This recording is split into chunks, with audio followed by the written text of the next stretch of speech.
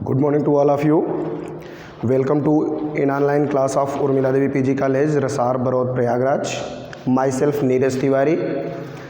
हम आज आप लोगों को BSc पार्ट 1 के फिजिक्स सेकेंड पेपर का थर्ड यूनिट है थर्मोडायनेमिक्स.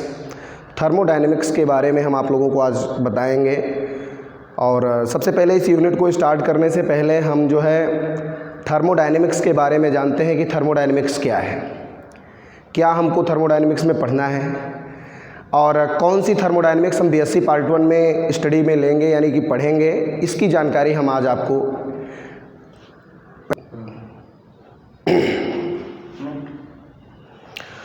तो जैसा कि हमने आपको बताया कि हम थर्मोडायनेमिक्स के बारे में सबसे पहले इंट्रोडक्शन क्लास है आज और थर्मोडायनेमिक्स के बारे में जानेंगे. उसके बाद जो चीज़ें हमको यहाँ पढ़नी है थर्मोडायनेमिक्स में हम क्या पढ़ेंगे, किस थर्मोडायनेमिक्स का अध्ययन हम जो है बीएससी पार्ट 1 में जो फिजिक्स हमको पढ़नी है, फिजिक्स सेकेंड पेपर में थर्मोडायनेमिक्स जो हमारा सिलेबस है, क्या किस थर्मोडायनेमिक्स का अध्ययन हमको करना है उसके बारे में हम आज आप लोगों को बताते हैं. तो फर्स्टली हम ये जानते हैं कि थर्मोडायनेमिक्स है क्या. What is the thermodynamics. Simply जो वर्ड हमारा थर्मोडायनेमिक्स है ये दो ग्रीक वर्ड से मिलकर बना है. दो ग्रीक वर्ड थर्म और डायनेमिक्स से मिलकर बना है. देखिए हमारा जो वर्ड थर्मोडायनेमिक्स है, थर्मोडायनेमिक्स दो ग्रीक वर्ड थर्मी और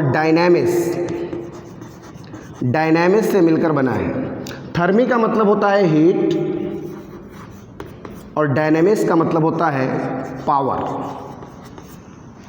यानी थर्मोडायनेमिक्स जो सब्जेक्ट है इसके अंतर्गत हम हीट को पावर में या पावर को हीट में कन्वर्ट करते हैं. हम इस सब्जेक्ट के अंतर्गत यानी थर्मोडायनेमिक्स के अंतर्गत हम हीट को पावर में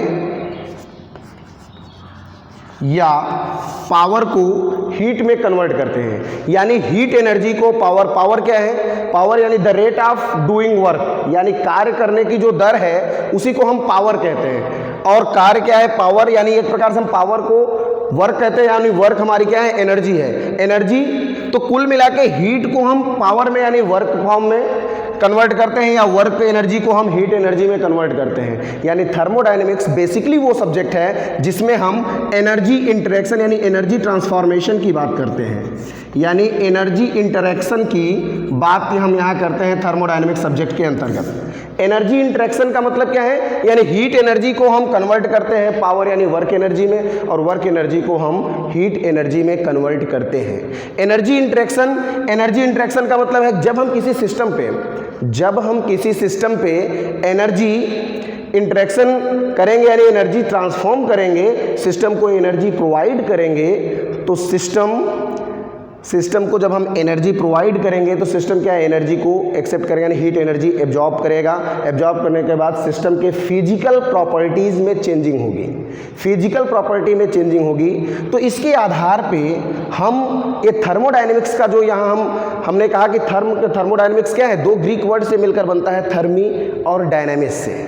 थर्मी का मतलब हो गया हीट, डायनेमिक्स का मतलब होता है पावर, या डायनेमिक्स का मतलब जनरली हम मोशन भी कह सकते हैं. ठीक, यानी कुल मिला के हम कहते हैं कि थर्मोडायनेमिक्स वो सब्जेक्ट है जिसमें हम हीट एनर्जी को पावर यानी वर्क एनर्जी में या वर्क एनर्जी को हीट एनर्जी में हम कन्वर्ट करते हैं. ठीक है, यानी कुल मिला के एनर्जी इंटरेक्शन की बात करते हैं, यानी एनर्जी ट्रांसफॉर्मेशन के माध्यम से के द्वारा हम वर्क एनर्जी को प्राप्त करते हैं. यानी हम थर्मोडायनेमिक्स की बेसिक डेफिनेशन लिख सकते हैं इसके आधार पे कि थर्मोडायनेमिक्स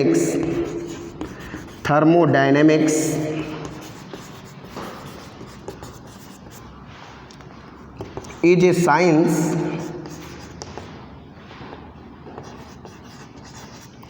thermodynamics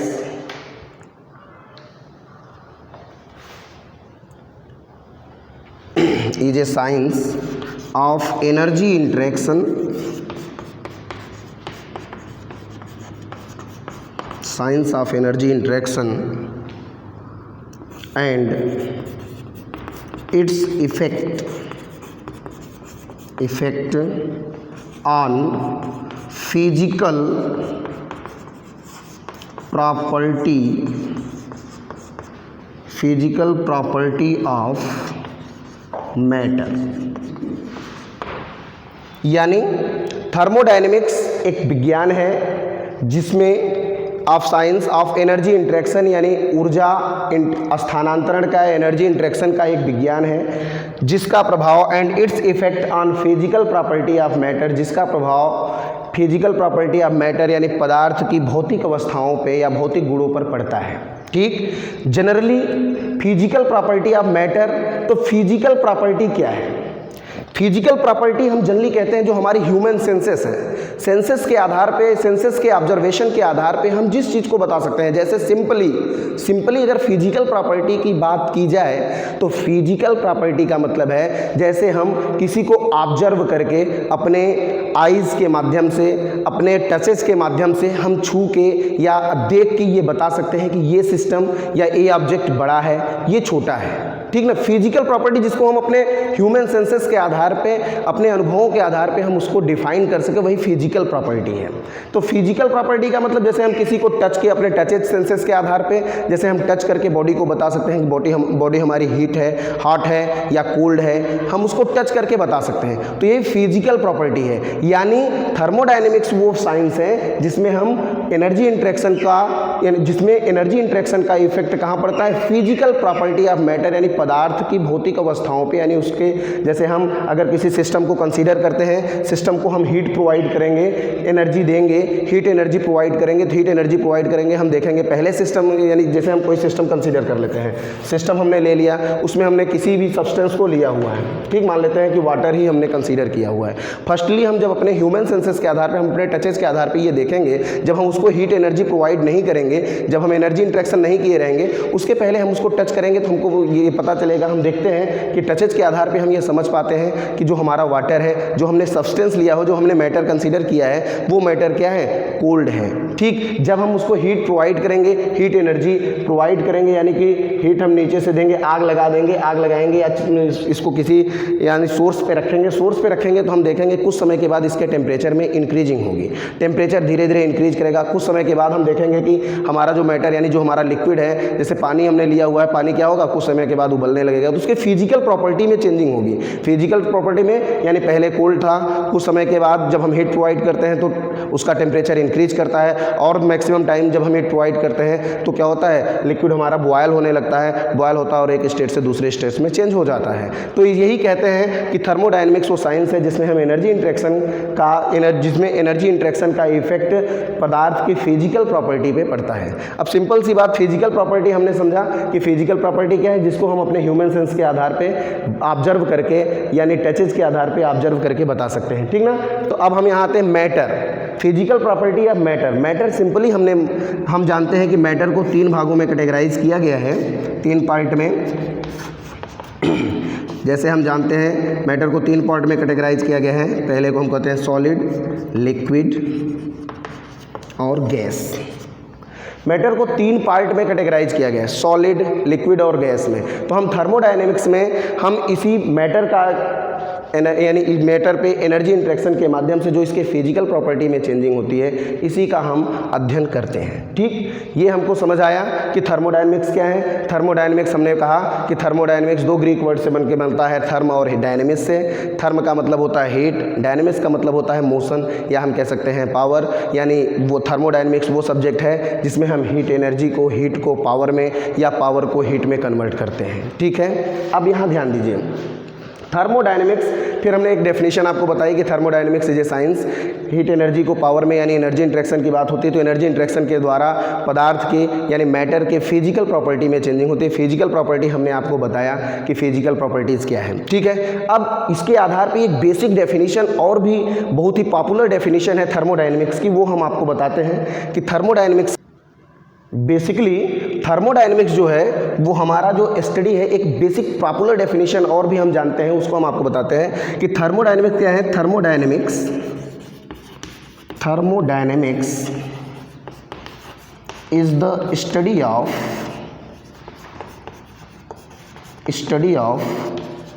3 E's। थर्मोडायनेमिक्स क्या है? 3 E's की स्टडी है। 3 E's का मतलब कि 3 E, 3 E से हम यहाँ देखिए, 3 E से हम क्या कह सकते हैं? देखिए 3 E's का मतलब क्या है कि थर्मोडायनेमिक्स 3 E's की स्टडी है। फर्स्ट ई का मतलब होता है एनर्जी, फर्स्ट ई का मतलब होता है एनर्जी। एनर्जी, अभी हमने आपको बताया कि थर्मोडायनेमिक्स क्या है। थर्मोडायनेमिक्स वो सब्जेक्ट है जिसमें हम एनर्जी इंटरेक्शन की बात करते हैं, ठीक ना। तो फर्स्ट ई पे डिपेंड करता है, यानी थर्मोडायनेमिक्स की डेफिनेशन है। थर्मोडायनेमिक्स में जो हम अध्ययन करते हैं वो 3 ईज का अध्ययन करते हैं, 3 ईज को पढ़ते हैं, जिसमें हम फर्स्ट ई हमारा क्या है, एनर्जी। सेकेंड ईज का मतलब होता है एंट्रोपी। एंट्रोपी, थर्मोडायनेमिक्स में हम एंट्रोपी के बारे में जानते हैं। वैसे एंट्रोपी के डेफिनेशन को क्लैरिफाई करना बहुत ही कॉम्प्लिकेटेड है, बट हम सिंपली आपको अभी एंट्रोपी आगे जब हम थर्मोडायनेमिक्स में जैसे हम आगे बढ़ते जाएंगे, जैसे जैसे हम थर्मोडायनेमिक्स में आगे बढ़ेंगे और इसके बेसिक कॉन्सेप्ट्स को पढ़ेंगे, जैसे जैसे आगे जाएंगे तो हम एंट्रोपी के बारे में, जब थर्मोडायनेमिक्स का बेसिक पूरा यानी कि स्टडी कर लेंगे तो हम एंट्रोपी के बारे में और डीपली और अच्छे से हम आपको समझाएंगे, एंट्रोपी को और अच्छे से आपको बताएंगे। सिंपली यहाँ के लिए हम बताते हैं कि 3 ईज का जो स्टडी है, इसमें हमने बताया कि फर्स्ट ई यानी एनर्जी इंटरेक्शन की बात करते हैं थर्मोडायनेमिक्स में। सेकेंड ईज में हमने आपको बताया कि एंट्रोपी की बात करते हैं। एंट्रोपी क्या है? Entropy is the randomness, entropy is the measurement of randomness और डिसऑर्डर। रैंडमनेस और डिसऑर्डर का मतलब क्या है कि एंट्रोपी क्या है? डिसऑर्डर का मतलब सिंपल हम आपको समझा देते हैं थोड़े से में। सिंपली डिसऑर्डर का मतलब है जैसे एक कमरा है, कमरे को हमने पूरी तरह से यानी कि साफ़ किया है, अरेंज किया हुआ है, ठीक। जैसे जैसे टाइम चेंज होगा, जैसे जैसे टाइम चेंज होता जाता है, कमरा क्या होता है? डिसऑर्डर में आता है, यानी कि अरेंजमेंट जो आपने अरेंज किया है, जो सामान एक जगह इकट्ठे किए हैं, धीरे धीरे वो बिखरने लगते हैं, बिखर जाते हैं। तो नेचुरली जो स्पॉन्टेनियसली जो भी ऑब्जेक्ट्स हमको फाइंड है या जो भी सिस्टम हम जानते हैं वो क्या है? ऑर्डर फॉर्म रहते हैं। समय के साथ जैसे जैसे चेंजिंग आती है उसमें डिसऑर्डर क्रिएट होता है। तो एंट्रोपी क्या है? Entropy is the measurement of randomness और डिसऑर्डर। उसी डिसऑर्डर का मेजरमेंट है। फॉर एग्जांपल, एक और छोटा सा एग्जांपल लेके हम आपको एंट्रोपी के बारे में, डिसऑर्डर के बारे में समझाते हैं। देखिए, जैसे हम जानते हैं जैसे हम यहाँ जानते हैं कि पदार्थ, हमने यहाँ बताया भी आपको कि मैटर जो है 3 भागों में डिवाइड किया गया, सॉलिड, लिक्विड और गैस। तो सॉलिड जो मैटर होता है हमारा, सॉलिड में हम जानते हैं कि जो हमारे मॉलिक्यूल्स होते हैं सॉलिड में, सॉलिड स्टेट में जो मॉलिक्यूल्स होते हैं बहुत ही क्लोज होते हैं और एक ऑर्डर में अरेंज्ड होते हैं, ठीक ना। एक ऑर्डर में इस प्रकार से अरेंज होते हैं, बहुत ही वेरी क्लोज होते हैं, क्योंकि उनके बीच का इंट्रामॉलिक्यूलर फोर्स जो होता है बहुत ही मैक्सिमम होता है, बहुत ही स्ट्रांग होता है, इसलिए एक दूसरे से अटैच्ड होते हैं। तो सॉलिड मटेरियल के जो मॉलिक्यूल्स हैं, जो पार्टिकल्स हैं, बहुत ही क्लोज होते हैं, ठीक ना। इस प्रकार से आप कंसीडर कर सकते हैं, ठीक ना। अब यहाँ देखिए, जैसे हम इसको लिक्विड स्टेट में कंसीडर करते हैं, लिक्विड स्टेट में हम जानते हैं कि जो सॉलिड की अपेक्षा जो मॉलिक्यूल्स होते हैं लिक्विड स्टेट में थोड़े से दूर होते हैं, और वो क्या होते हैं? सॉलिड में मॉलिक्यूल्स मूव नहीं कर सकते हैं फ्रीली, लेकिन लिक्विड स्टेट में मॉलिक्यूल्स फ्रीली मूव कर सकते हैं। तो लिक्विड स्टेट में क्या है? मॉलिक्यूल्स जैसे ऐसे थोड़ी दूर पे रहेंगे, यानी जैसे इस प्रकार से यहाँ रहेंगे, यहाँ से यहाँ भी आ सकता है। तो यानी कहने का मतलब ये क्या है? यहाँ देखिए एक ऑर्डर्ड अरेंजमेंट है, लेकिन कुछ जैसे सॉलिड को जब हम एनर्जी ट्रांसफर करेंगे, यानी कुछ समय के बाद क्या होगा? सॉलिड जैसे हीट गेन करेगा, हीट गेन करने के बाद वो लिक्विड स्टेट में जब कन्वर्ट होगा, जब लिक्विड, जैसे हम आइस कंसीडर कर लें, अगर इसको हम आइस कंसीडर करते हैं तो आइस क्या है? सॉलिड स्टेट में है, सॉलिड में है। जब इसको ये हीट गेन करेगा सराउंडिंग के साथ, जब ये हीट गेन करेगा तो हीट गेन करने के बाद जब ये लिक्विड स्टेट में आएगा तो लिक्विड स्टेट में क्या होगा? इसके मॉलिक्यूल्स थोड़े से दूर हो जाएंगे और थोड़े से मूव करने के लिए फ्री हो जाएंगे। तो डिसऑर्डर फॉर्म में आ गया कि नहीं? तो जो डिसऑर्डर, अब गैसियस स्टेट में अगर इसको हम गैसियस स्टेट में कंसीडर करें तो गैसियस स्टेट में क्या होगा? लिक्विड स्टेट की अपेक्षा और डिसऑर्डर फॉर्म हमारा बढ़ जाएगा, जैसे इतने दूर में, यानी मॉलिक्यूल्स क्या है? पूरे स्पेस में मूव करने के लिए फ्रीली मूव कर सकते हैं, ठीक। तो इस प्रकार से हम कह सकते हैं यही है एंट्रोपी, यानी कहने का मतलब सॉलिड स्टेट में एंट्रोपी अगर हम कंसीडर करें तो नियरली एंट्रोपी में कोई चेंजिंग नहीं होगी, लेकिन जैसे ही डिसऑर्डर फॉर्म में आएंगे तो एंट्रोपी में चेंजिंग बढ़ती जाएगी, ठीक है। अब यहाँ ध्यान दीजिए, ये हो गया हमारा यहाँ से एंट्रोपी के बारे में, और भी इसको डीपली हम पढ़ेंगे जैसे ही थर्मोडायनेमिक्स और आगे हम पढ़ते जाएंगे और ही डीपली आपको बताएंगे। थर्ड ई हमारा होता है, फर्स्ट ई हो गया एनर्जी, सेकेंड एंट्रोपी, और थर्ड ई होता है इक्विलिब्रियम। इक्विलिब्रियम थर्मोडायनेमिक्स में, हम मैकेनिक्स में इक्विलिब्रियम की अगर बात करें तो मैकेनिक्स में इक्विलिब्रियम को हम बहुत ही इजीली डिफाइन कर सकते हैं, बट इन थर्मोडायनेमिक्स इक्विलिब्रियम को डिफाइन करना थोड़ा सा ब्रॉड हो जाता है। थर्मोडायनेमिक्स में हम इक्विलिब्रियम को और ही ब्रॉडली डिफाइन करेंगे, ठीक ना। तो मैकेनिक्स में जैसे इक्विलिब्रियम की बात करें तो मैकेनिक्स में इक्विलिब्रियम का मतलब क्या है? All the forces acting on a body is equivalent, यानी एक समान हो। जैसे हम कंसीडर करें कि अगर कोई सिस्टम हमारा है, ये कोई सिस्टम हम कंसीडर कर रहे हैं, सिस्टम पे इस डायरेक्शन से लगने वाला फोर्स जो है, इस डायरेक्शन से लगने वाले फोर्स की अगर इक्विवेलेंट है तो हम कहेंगे कि ये क्या है, इक्विलिब्रियम स्टेट में है, यानी इसका ये क्या है, मैकेनिकल इक्विलिब्रियम है। यानी किसी भी ऑब्जेक्ट पे लगने वाले जो सारे बल हैं, सारे फोर्स हैं, यानी कि all the forces acting on a body or on an object is equivalent, ठीक ना। या सिंपली हम कह सकते हैं all the forces acting on a body or on an object is the algebraic sum is equal to 0, यानी जहाँ पे सभी किसी भी बॉडी पे लगने वाले संपूर्ण बलों का जो बीजगणितीय योग है अगर वो शून्य है तो हम कहेंगे वो बॉडी क्या है, मैकेनिकल इक्विलिब्रियम में है। लेकिन थर्मोडायनेमिक्स में अगर हम इक्विलिब्रियम की बात करेंगे तो थर्मोडायनेमिक्स में इक्विलिब्रियम बहुत ही ब्रॉड हो जाता है। ब्रॉड हो जाता है कैसे? थर्मोडायनेमिक्स में अगर हम इक्विलिब्रियम की बात करें तो थर्मोडायनेमिक्स में इक्विलिब्रियम में कोई सिस्टम हमारा तब कहा जाता है, a system is said to be in thermodynamic equilibrium if it is in mechanical, chemical and thermal equilibrium। यानी एक सिस्टम थर्मोडायनेमिक इक्विलिब्रियम में तब कहा जाएगा जब वो मैकेनिकल इक्विलिब्रियम में हो, यानी सिस्टम पे कार्य करने वाले जो सारे फोर्स हैं वो क्या हो, इक्विवेलेंट हो, एक समान हो। समझ रहे हैं? यानी कि all the forces acting on a body or on an system is equivalent, ठीक ना। उनमें कोई भी डिफरेंस ना हो, ना कोई फोर्स मैक्सिमम हो, ना कम हो या ना ज़्यादा हो, ठीक ना, इक्विवेलेंट हो, ठीक। और कि दूसरा हमने कहा कि थर्मोडायनेमिक्स इक्विलिब्रियम में तब कहा जाएगा, थर्मोडायनेमिक में हम किसी भी सिस्टम को इक्विलिब्रियम में तब कहेंगे जब वो मैकेनिकल इक्विलिब्रियम हो। मैकेनिकल इक्विलिब्रियम का मतलब इक्विलिटी ऑफ फोर्सेस और pressure acting on an object or on a system, यानी किसी भी सिस्टम पे लगने वाले जो फोर्सेस हैं या जो प्रेशर हैं वो क्या हो, इक्वल हो यानी बराबर हो, ठीक है, फ्रॉम ऑल द डायरेक्शंस, ठीक। इसके बाद सेकंड हमने कहा कि मैकेनिकल इक्विलिब्रियम में हो, उसके बाद हमारा क्या हो, मैकेनिकल इक्विलिब्रियम में हो, उसके बाद केमिकल इक्विलिब्रियम में होना चाहिए। केमिकल इक्विलिब्रियम की अगर हम बात करें, केमिकल इक्विलिब्रियम की अगर हम बात करते हैं तो सिंपली आप कह सकते हैं, अगर आप केमिकल इक्विलिब्रियम की बात करेंगे तो केमिकल इक्विलिब्रियम में हम मानते हैं, सिंपली आपको समझाते हैं कि अगर हम मानते हैं दो केमिकल हमारे हैं ए और बी, ठीक है। अगर यहाँ हम केमिकल रिएक्शन लेते हैं और हमको एक नया कंपाउंड मिलता है, यहाँ से नया केमिकल मिलता है C+D, ठीक। अगर C+D में भी केमिकल रिएक्शन फाइंड हो और ये पुनः हमको A+B को दे दे, ठीक ना, A+B दो केमिकल मिलके C+D बने और C+D पुनः रिएक्ट करके अगर A+B फॉर्म में आ जाए, नहीं A+B केमिकल को दें, तो हम कहेंगे कि ये केमिकल क्या है, केमिकल इक्विलिब्रियम है। सिंपली आप कह सकते हैं कि केमिकल इक्विलिब्रियम में कोई भी सिस्टम तभी कहा जाएगा जब वो क्या हो, इक्विलिटी ऑफ केमिकल पोटेंशियल्स। कभी भी केमिकल रिएक्शंस तभी होते हैं जब उनके केमिकल पोटेंशियल्स यानी की एनर्जीज क्या हो, दो सब्सटेंस की दो केमिकल्स की एनर्जीज जब अलग अलग रहेंगी तब वो केमिकल रिएक्शन करते हैं, ठीक ना। लेकिन अगर उनकी एनर्जीज या केमिकल पोटेंशियल इक्विवेलेंट होगा तो कभी भी रिएक्ट नहीं करेंगी। तो कोई भी आपका सिस्टम यानी कि कोई भी सब्सटेंस केमिकल इक्विलिब्रियम में आपका कहा जाएगा जब उसके केमिकल पोटेंशियल क्या हो, इक्विवेलेंट हो, तो केमिकल इक्विलिब्रियम में होगा,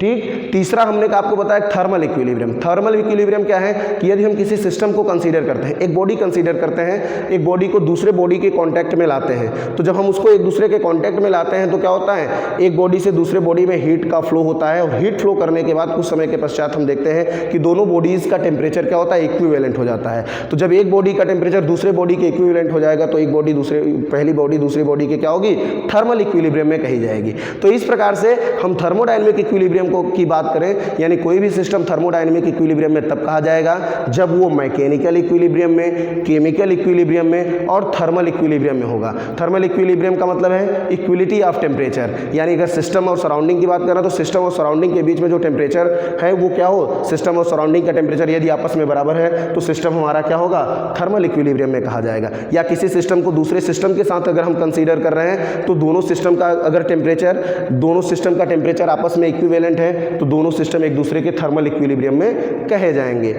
केमिकल इक्विलिब्रियम में हमने आपको बताया कि जब दो केमिकल्स के केमिकल पोटेंशियल आपस में इक्विवेलेंट हो तो वो केमिकल्स एक दूसरे के केमिकल इक्विलिब्रियम में कहे जाएंगे। मैकेनिकल इक्विलिब्रियम में हमने आपको बताया कि किसी भी सिस्टम या किसी भी ऑब्जेक्ट पे एक्ट करने वाला जो भी अप्लाइड होने वाला जो भी फोर्स है, all the forces acting on a body or pressure, all the pressure, जो भी प्रेशर या जो भी फोर्स कार्य कर रहे हैं वो क्या हो, इक्विवेलेंट हो, तो मैकेनिकल इक्विलिब्रियम में कहा जाएगा। यानी यदि कोई system mechanical equilibrium, chemical equilibrium और थर्मल इक्विलिब्रियम में होगा तो हम उस सिस्टम को थर्मोडायनेमिक थर्मोडायनेमिक्स इक्विलिब्रियम में कहेंगे। ठीक, तो इस प्रकार से हम यहाँ कह सकते हैं इक्विलिब्रियम में कि थर्मोडायनेमिक इक्विलिब्रियम में कोई सिस्टम तब कहा जाएगा, इक्विलिब्रियम में अगर हम थर्मोडायनेमिक्स में इक्विलिब्रियम की बात करें तो थर्मोडायनेमिक्स इक्विलिब्रियम में कोई भी सिस्टम तब कहा जाएगा,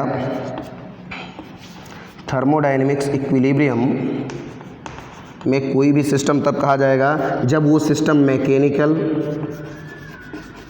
मैकेनिकल प्लस केमिकल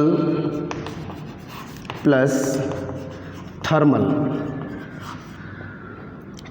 इक्विलिब्रियम, यानी कोई भी सिस्टम थर्मोडायनेमिक्स इक्विलिब्रियम में तब कहा जाएगा जब वो सिस्टम मैकेनिकल इक्विलिब्रियम में भी हो, केमिकल इक्विलिब्रियम में भी हो और थर्मल इक्विलिब्रियम में हो, तब वो सिस्टम हमारा थर्मोडायनेमिक इक्विलिब्रियम कहा जाएगा, थर्मोडायनेमिक्स इक्विलिब्रियम में कहा जाएगा। इस प्रकार से हमने आपको थर्मोडायनेमिक्स की बेसिक कॉन्सेप्ट्स के बारे में बताया। थर्मोडायनेमिक्स को बेसिकली हम डिफाइन कैसे करते हैं। हमने आपको बताया कि थर्मोडायनेमिक्स जो सब्जेक्ट है वो बेसिकली एनर्जी इंटरेक्शन का सब्जेक्ट है, जिसमें हम एनर्जी इंटरेक्शन के माध्यम से मैटर सब्सटेंस के फिजिकल प्रॉपर्टीज़ में जो चेंजिंग होती है उसका स्टडी करते हैं। ठीक, फिर हमने आपको बताया कि थर्मोडायनेमिक्स एक बेसिकली स्टडी है 3 E's का मतलब कि थर्मोडायनेमिक्स में हम एनर्जी, एंट्रोपी या इक्विलिब्रियम के बारे में अध्ययन करते हैं। एनर्जी क्या है, एनर्जी इंटरेक्शन, जैसे हमने आपको पहले बताया था। एंट्रोपी को हमने बताया कि रैंडमनेस और डिसऑर्डर का जो मेजरमेंट हम करते हैं वो हमारी एंट्रोपी, और डीपली इसको हम आगे पढ़ाएंगे आपको। ठीक ना। इक्विलिब्रियम में हमने आपको बताया कि कोई भी सिस्टम थर्मोडायनेमिक्स में अगर हम इक्विलिब्रियम की बात करें तो सिस्टम हमारा थर्मोडायनेमिक्स इक्विलिब्रियम में तब कहा जाएगा जब वो सिस्टम मैकेनिकल, केमिकल और थर्मल इक्विलिब्रियम में होगा। ठीक है, और भी डीपली मैं थर्मोडायनेमिक इक्विलिब्रियम की डेफिनेशन को नेक्स्ट यानी और आगे जैसे हम बढ़ेंगे तो वहाँ हम थर्मोडायनेमिक्स इक्विलिब्रियम को और भी अच्छे से आपको डिफाइन करवाएंगे, वहाँ इसकी डेफिनेशन क्लियर आपको बताएंगे। अभी इंट्रोडक्शन है। अब हम यहाँ थर्मोडायनेमिक्स के बारे में जब हमने यहाँ पता थर्मोडायनेमिक्स की बेसिक जानकारी जब हमको मिल जाती है तो थर्मोडायनेमिक्स को पढ़ने के लिए सबसे पहले हमको सिस्टम या बेसिक कॉन्सेप्ट्स की आवश्यकता होती है। ठीक ना। तो हम यहाँ देखते हैं कुछ बेसिक कॉन्सेप्ट्स हैं थर्मोडायनेमिक्स में, उन बेसिक कॉन्सेप्ट्स के बारे में हम जानते हैं। बेसिक थर्मोडायनेमिक्स के बारे में हमने आपको भी बताया। अब हम थर्मोडायनेमिक्स को पढ़ने के लिए सबसे पहले कुछ बेसिक कॉन्सेप्ट्स के बारे में जानते हैं। ठीक है, बेसिक कॉन्सेप्ट्स में सबसे पहले हम पढ़ते हैं थर्मोडायनेमिक सिस्टम।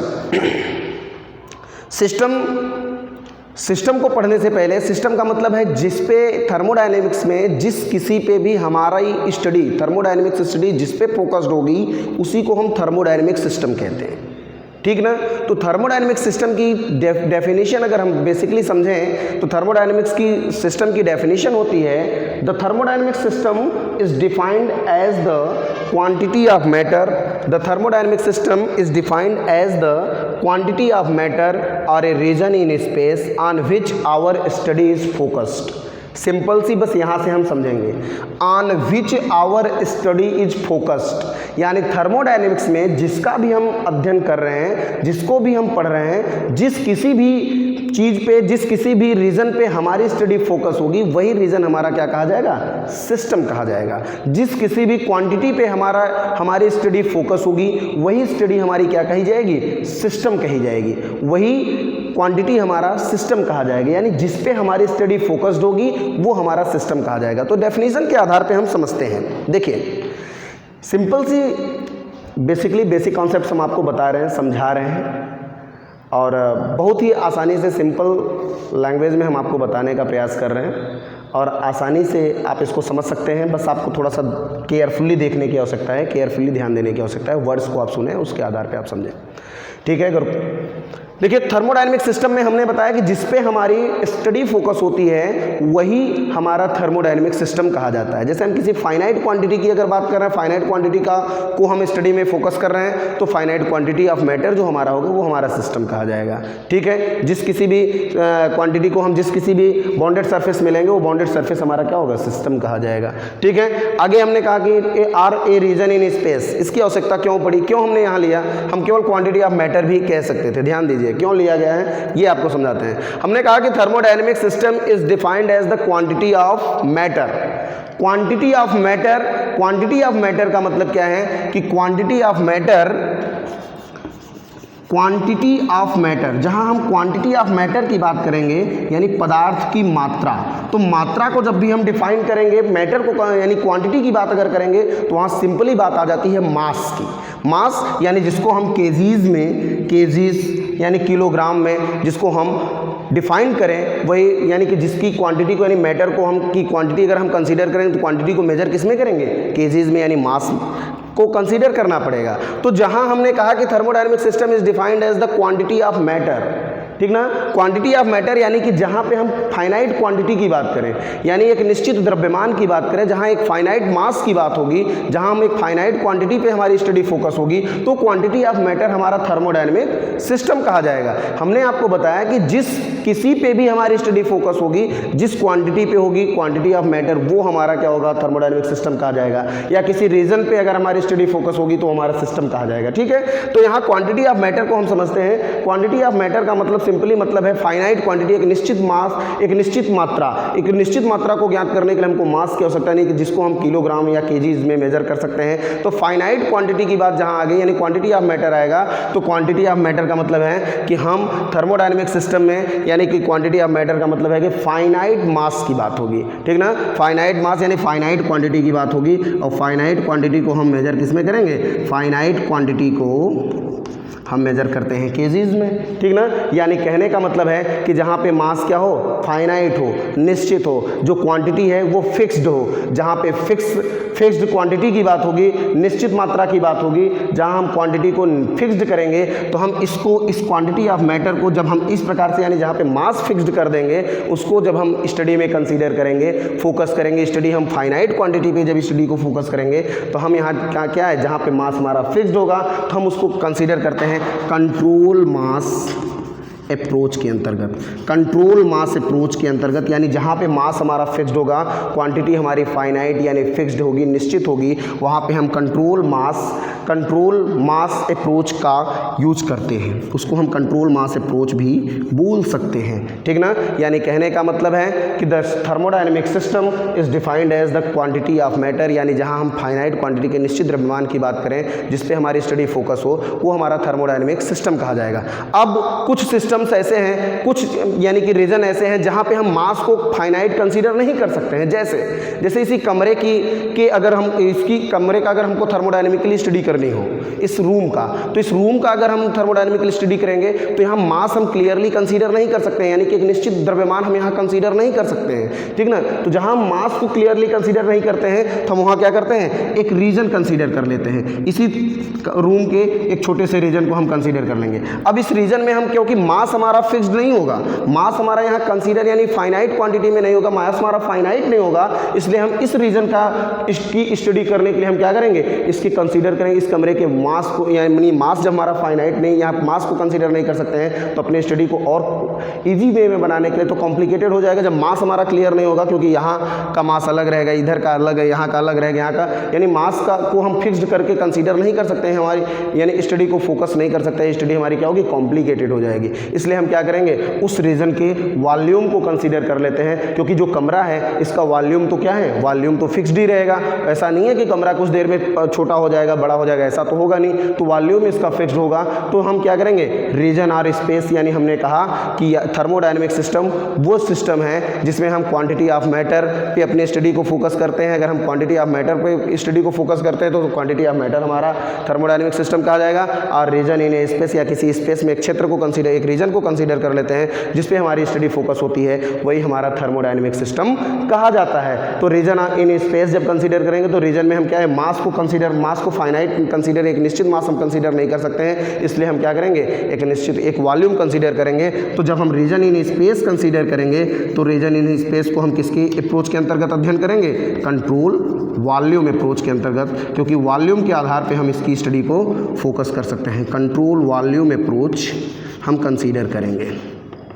ठीक ना, कंट्रोल वॉल्यूम अप्रोच को कंसीडर करेंगे। हमने आपको बताया सिंपली, अब ध्यान से समझेंगे, थर्मोडायनेमिक सिस्टम हमने बताया कि thermodynamic system is defined as the quantity of matter or region in space on which our study is focused. यानी थर्मोडायनेमिक सिस्टम को हम परिभाषित कर सकते हैं क्वांटिटी ऑफ मैटर, यानी कि पदार्थ की मात्रा के आधार पर एक फाइनाइट क्वांटिटी के पर जिस पे हमारी स्टडी फोकस होगी उसको हम सिस्टम कंसीडर कर सकते हैं। या अगर हमको फाइनाइट क्वांटिटी यानी फाइनाइट मास कंसीडर्ड नहीं है तो हम क्या करेंगे, और ए रीजन इन स्पेस, एक स्पेस कंसीडर करेंगे, एक रीजन कंसीडर कर लेंगे, उसके वॉल्यूम को कंसीडर कर लेंगे और वॉल्यूम के आधार पे हम उसकी स्टडी को करेंगे। तो जिस पे हमारी स्टडी फोकस होगी उसी रीजन इन स्पेस, जिस रीजन पे हमारी स्टडी फोकस होगी वही रीजन हमारा क्या कहा जाएगा, सिस्टम कहा जाएगा। यानी सिस्टम क्या आ गया, एक क्वांटिटी ऑफ मैटर है, यानी क्वांटिटी ऑफ मैटर अगर हम कंसीडर करें, जहाँ मास कंसीडर हो, जहाँ मास फाइनाइट होगी तो वहाँ क्वांटिटी ऑफ मैटर की बात करेंगे। क्वांटिटी ऑफ मैटर जहाँ लेंगे वहाँ मास क्या होगा, फाइनाइट होगा। यानी कंट्रोल मास अप्रोच के एक आधार पे हम उसका को स्टडी करेंगे। तो उस पर हमारी अगर स्टडी फोकस है थर्मोडायनेमिक तो वो हमारा थर्मोडायनेमिक सिस्टम कहा जाएगा। या जहाँ मास फाइनाइट हमारा नहीं है तो हम वहाँ क्या करेंगे, हम वहाँ एक रीजन कंसीडर करेंगे। तो जो रीजन इन स्पेस, स्पेस में जो हम रीजन कंसीडर करेंगे वो रीजन हमारा थर्मोडायनेमिक सिस्टम कहा जाएगा। जहाँ हमको फाइनाइट वैल्यू पता रहेगी वहाँ हम यानी कि कंट्रोल मास अप्रोच का यूज करेंगे, इसके अंतर्गत अध्ययन करते हैं तो ये हमारा सिस्टम होगा। अगर हमको मास फाइनाइटली कंसीडर, क्वांटिटी कंसीडर नहीं है फाइनाइटली, तो हम क्या करेंगे, वहाँ एक रीजन, एक स्पेस में एक रीजन कंसीडर करेंगे। वही रीजन, जिस रीजन को हम कंसीडर करेंगे वही रीजन हमारा क्या होगा, आपका रीजन इन स्पेस जो होगा वही हमारा थर्मोडायनेमिक सिस्टम कहा जाएगा। ठीक है, तो ये हो गया थर्मोडायनेमिक सिस्टम। जब हम सिस्टम पढ़ लिए तो सिस्टम के बाद हम पढ़ते हैं नेक्स्ट सराउंडिंग। सराउंडिंग क्या है, सिंपल सी बात है। सराउंडिंग सिंपली आप डिफाइन कर सकते हैं। सिस्टम जैसे हमने मान लिया कि ये, जैसे हमने यहाँ एक रीजन इन स्पेस ही कंसीडर किया है, रीजन इन स्पेस कंसीडर किया है, ये रीजन हमने लिया है। तो ये रीजन हमारा क्या हो गया, जिस इस पे हमारी स्टडी फोकस है ये हमारी क्या हो गई, सिस्टम हो गई। अब इस रीजन, इस पे जो ये रीजन है इसके बाहर जो कुछ भी है, इसके आउटसाइड जो भी है वो हमारा क्या कहा जाएगा, वो हमारा सराउंडिंग कहा जाएगा। तो सराउंडिंग की डेफिनेशन में सिंपली आप कह सकते हैं, जैसे हम मानते हैं, जैसे ये हमने मान लिया कि कोई सिस्टम हमारा, ये सिस्टम हो गया। अब इस सिस्टम के बाहर जो भी है ये इसकी सराउंडिंग कही जाएगी। सिस्टम के बाहर जो भी है वो इसकी सराउंडिंग कही जाएगी, इसको हम सराउंडिंग बोलेंगे। ठीक ना, सिस्टम के बाहर जो भी है वो हमारी क्या बोली जाएगी, सराउंडिंग बोली जाएगी, सराउंडिंग कहेंगे। ठीक ना, तो सराउंडिंग की डेफिनेशन हम कह सकते हैं anything outside the system, anything outside the system is called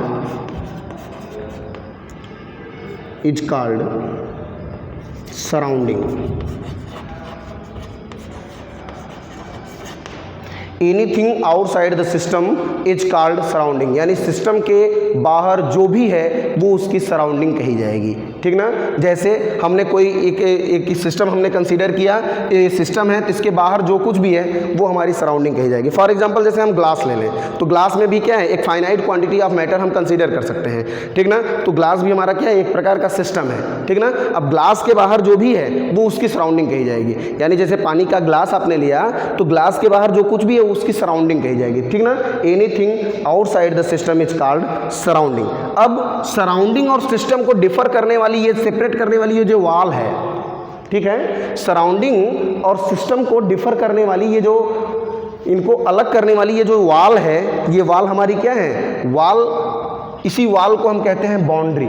तो बाउंड्री की डेफिनेशन सिंपली आप कह सकते हैं, देखिए सिस्टम क्या है, हमने आपको बताया कि एनीथिंग, सिस्टम को हमने आपको बताया कि a quantity of matter or region in space on which our study is focus. यानी कोई निश्चित क्वांटिटी ऑफ मैटर यानी कि पदार्थ की एक निश्चित मात्रा कह लीजिए, या कोई रीजन इन स्पेस या स्पेस में कोई क्षेत्र हम कंसीडर करें जिस पे हमारी स्टडी फोकस होती है वो हमारा सिस्टम है। सराउंडिंग क्या है, सिस्टम के बाहर जो कुछ भी है वो उसकी सराउंडिंग है। अब सिस्टम और सराउंडिंग को डिफर करने वाली ये जो वॉल है, इसी वॉल को हम कहते हैं बाउंड्री। तो बाउंड्री की अगर डेफिनेशन आपसे पूछे कि what is the system boundary, system की बाउंड्री क्या है या बाउंड्री क्या है, सिंपली अगर आपको बाउंड्री पूछे तो आप कह सकते हैं कि आप कह सकते हैं the separation between system and surrounding, कह सकते हैं ना। यानी सराउंडिंग और सिस्टम को सेपरेट करने वाली जो वॉल है उसी वॉल को हम क्या कहेंगे, बाउंड्री कहेंगे। तो आप कह सकते हैं boundary is nothing but the separation between system and surrounding, ऐसा हम कह सकते हैं। ठीक ना। तो बाउंड्री की डेफिनेशन यहाँ से हम कंसीडर कर सकते हैं कि बाउंड्री क्या है। बाउंड्री को सिंपली हम लिख सकते हैं कि बाउंड्री, ये हमारी बाउंड्री कही जाएगी। तो बाउंड्री क्या है, बाउंड्री की डेफिनेशन हम लिख रहे हैं, it is the separation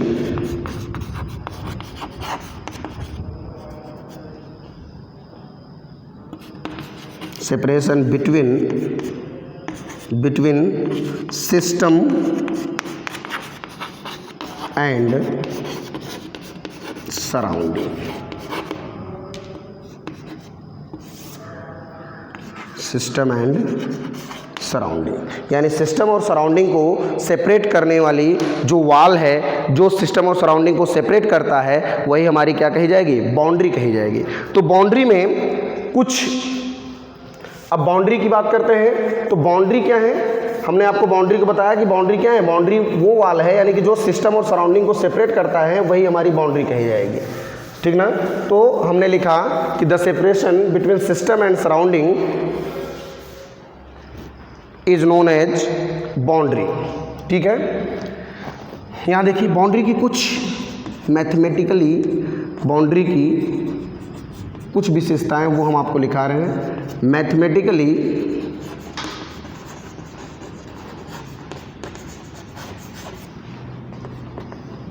it is, या mathematically it have no thickness,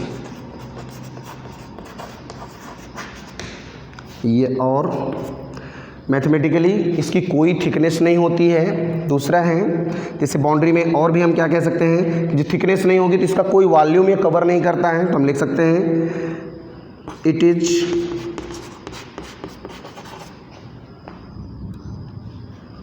या हम कह सकते हैं इट्स वॉल्यूम इज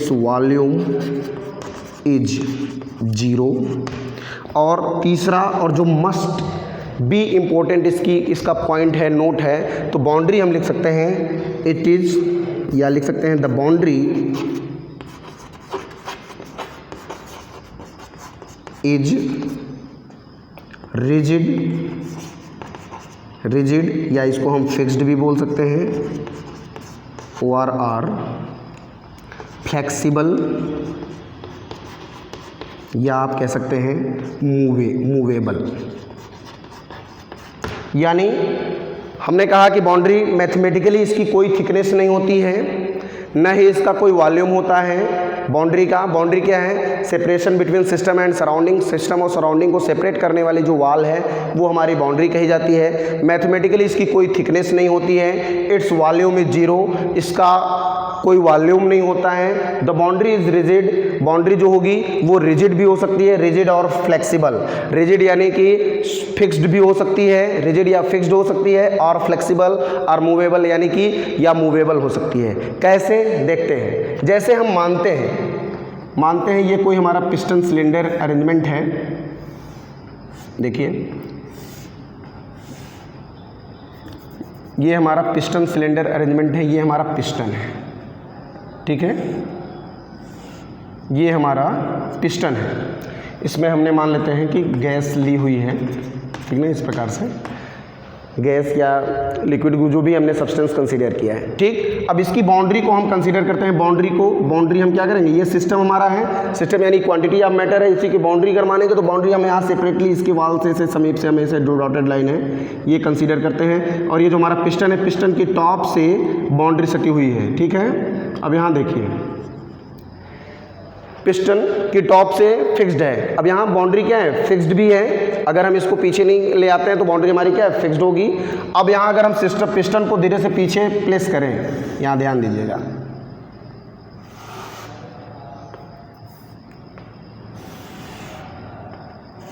ठीक है। अगर हम इसको पीछे करें, ये पिस्टन हमारा है। अब यहाँ देखिए, अब अगर बाउंड्री हम कंसीडर करें तो ये हमारी बाउंड्री होगी, ठीक। तो बाउंड्री देखिए यहाँ पे जब पिस्टन यहाँ हमने लगाया हुआ है, यहाँ बाउंड्री हमारी क्या है, बाउंड्री हमारी फिक्स्ड है, ठीक। जैसे पिस्टन हमारा पीछे आता है, बाउंड्री हमारी क्या है, पहले बाउंड्री हमारी यहाँ थी, जब पिस्टन हमारा धीरे धीरे पीछे आता है बाउंड्री भी क्या होती है, मूव करती जाती है। तो इसके आधार पे हम कह सकते हैं कि द बाउंड्री इज रिजिड, यानी रिजिड फिक्स्ड भी हो सकती है। अगर हम यहाँ कंसीडर करें, जैसे बाउंड्री को हम इधर से कंसीडर करते हैं, ठीक ना, तो बाउंड्री हमारी रिजिड है। जैसे जैसे पिस्टन हमारा पीछे आएगा बाउंड्री हमारी क्या होगी, मूव भी कर सकती है। यानी हम कह सकते हैं जो सिस्टम और सराउंडिंग को सेपरेट करने वाली वाल्स हैं वो रिजिड भी, फिक्स्ड भी हो सकती है और मूवेबल भी हो सकती है। यानी बाउंड्री हमारी फिक्स्ड और मूवेबल दोनों हो सकती है, ठीक ना। तो ये हो गई सिस्टम और सराउंडिंग की बात। सिस्टम और सराउंडिंग को डिफर जो करता है, यानी सेपरेट जो करता है, वो हमारी बाउंड्री कही जाती है। बाउंड्री की जो थिकनेस होती है वो 0 होती है, यानी कोई भी थिकनेस नहीं होती है, उसका वॉल्यूम कुछ नहीं होता है। और जो बाउंड्री हमारी होती है वो रिजिड भी हो सकती है और फिक्स्ड भी हो सकती है। हमने एग्जांपल के आधार पे अभी हमने आपको बताया कि बाउंड्री हमारी रिजिड भी होगी और फिक्स्ड भी हो सकते हैं, मूवेबल भी हो सकती है। रिजिड और मूवेबल दोनों हो सकती है। रिजिड कैसे होगी वो हमने आपको दिखाया, ठीक है, और मूवेबल भी हमने आपको दिखाया, ठीक। इसके आधार पे सिस्टम सराउंडिंग को जानने के बाद हम जानते हैं सिस्टम के प्रकार, types of system, types of system, ठीक है।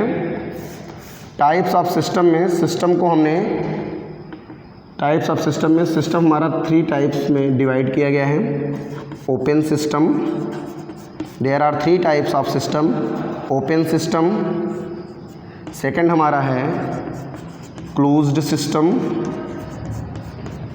सिस्टम, और थर्ड हमारा है आइसोलेटेड सिस्टम,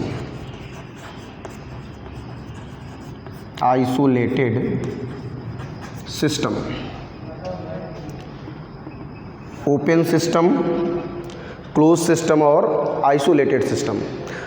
सिस्टम हमारे बेसिकली 3 टाइप्स होते हैं, 3 प्रकार के होते हैं, जिसमें पहला है ओपन सिस्टम, दूसरा है क्लोज सिस्टम, तीसरा है आइसोलेटेड सिस्टम। ओपन सिस्टम का मतलब है खुला निकाय,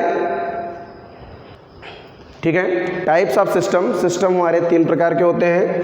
पहला होता है ओपन सिस्टम, दूसरा है क्लोज सिस्टम, तीसरा है isolated system. Simply system, open system, close system और आइसोलेटेड सिस्टम को आसानी से आप थोड़े में आप समझ सकते हैं। ओपन सिस्टम का मतलब क्या है? ओपन सिस्टम हम उसे कहते हैं दो system which can exchange both energy and matter with its surrounding, यानी वे निकाय जो अपनी सराउंडिंग के साथ both energy and matter, energy यानी कि हीट को भी ट्रांसफर कर सके सराउंडिंग से, यानी सराउंडिंग से हीट को ऑब्जर्व कर सकते हैं, करें, या सराउंडिंग को हीट सिस्टम से सराउंडिंग को हीट ट्रांसफर कर सकते हैं, ठीक। एंड मैटर का मतलब है कि पदार्थ, मैटर जो हमने कंसीडर किया क्वांटिटी ऑफ मैटर, उसको भी आसानी से ट्रांसफर कर सकते हैं, मास को भी ट्रांसफर, यानी जहां मास का भी इंटरेक्शन हो और एनर्जी का भी इंटरेक्शन हो, तीनों दोनों का इंटरेक्शन, जहां एनर्जी और मास दोनों का इंटरेक्शन होता है, उसको हम बोलते हैं ओपन सिस्टम। मैकेनिकल इंजीनियरिंग में जितनी भी मशीनें हैं, जितनी भी मशीनों का अध्ययन हम मैकेनिकल इंजीनियरिंग में करते हैं, वो सब ओपन सिस्टम के अंतर्गत करते हैं। फॉर एग्जांपल, जैसे हम टरबाइन, पंप, एयर कंप्रेशर, इन बाइक का इंजन जो हम कंसीडर करते हैं, बाइक का इंजन जो है, ये सब चीज़ें जो मैकेनिकल इंजीनियरिंग में जितनी भी मशीनों को हम पढ़ते हैं, वो सब हम ओपन सिस्टम के अंतर्गत पढ़ते हैं। ओपन सिस्टम में क्या है कि मास का भी इंटरेक्शन होता है, यानी मास भी सराउंडिंग के साथ एक्सचेंज हो सकता है और एनर्जी भी सराउंडिंग के साथ एक्सचेंज हो सकती है। तो उम्मीद है ओपन सिस्टम आपको समझ में आ गया, यानी मास का भी इंटरेक्शन हो और एनर्जी का भी इंटरेक्शन हो, ठीक। क्लोज सिस्टम जस्ट इससे थोड़ा सा डिफर है।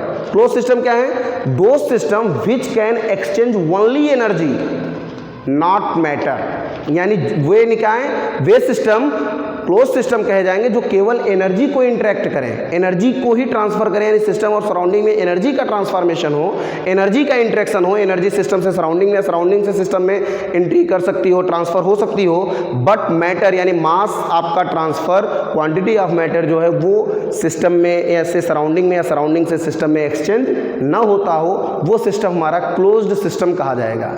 क्लोज सिस्टम का आप एग्जाम्पल हम आपको बताएं, जैसे क्लोज्ड टिफिन बॉक्स जो मेटल से बनी हो, तो क्लोज टिफिन बॉक्स जैसे आपने कंसीडर किया है, तो क्लोज्ड टिफिन बॉक्स में अगर हम किसी भी क्लोज टिफिन बॉक्स में हम खाने को रख देते हैं, भोजन को रखते हैं, भोजन हमारा क्या है, पहले गर्म होता है, ठीक, भोजन को रख दिया आपने, वो गर्म है, जितनी क्वांटिटी आपने उसकी रखी है वो वही रहेगी। ऐसा नहीं कि 4 रोटी आपने रखा तो 10 रोटी हो जाएगा, ऐसा तो होगा नहीं। जो क्वांटिटी आपने रखी क्वांटिटी तो वही रहेगा, लेकिन जैसे जैसे टाइम आपका स्पेंड होगा, समय यानी कि परिवर्तित होगा, समय के साथ क्या होगा, धीरे धीरे भोजन क्या होगा, ठंडा हो जाएगा, ठीक है। तो भोजन हमारा क्या होगा, ठंडा होगा। तो क्लोज सिस्टम का एग्जांपल में हमने आपको बताया क्लोज सिस्टम की डेफिनेशन में कि क्लोज सिस्टम वे सिस्टम है जिसमें केवल एनर्जी सराउंडिंग के साथ इंटरेक्ट हो सकती है, सराउंडिंग के साथ ट्रांसफर हो सकती है, और यानी मैटर सराउंडिंग के साथ ट्रांसफर नहीं हो सकता है, वो हमारा क्लोज सिस्टम कहा जाएगा। फॉर एग्जाम्पल में हमने आपको टिफ़िन बॉक्स के बारे में बताया कि टिफ़िन में जैसे हमने भोजन को रखा हुआ है तो कुछ देर के बाद भोजन क्या होगा, ठंडा हो जाएगा,